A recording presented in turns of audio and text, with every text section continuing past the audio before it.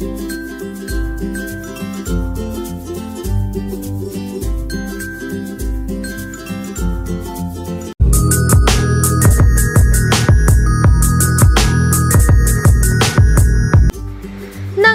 na nga ang aktres na si Raisa Zenon sa St. Luke's Medical Center kahapon October 31 sa kanilang panganay na anak ni Miguel Antonio Cruz sa pamamagitan ng normal delivery.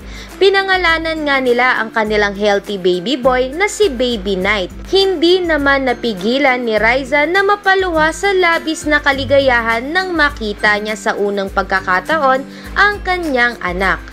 Ayon kay Raisa, napaiyak ako nung una ko siyang makita pero nawala lahat ng pagod ko.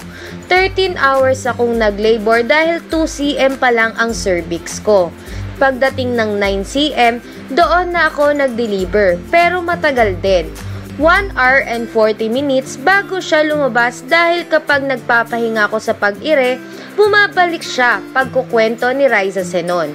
May timbang nga si Baby Knight na 2.68 kilograms at may haba na 49 centimeters.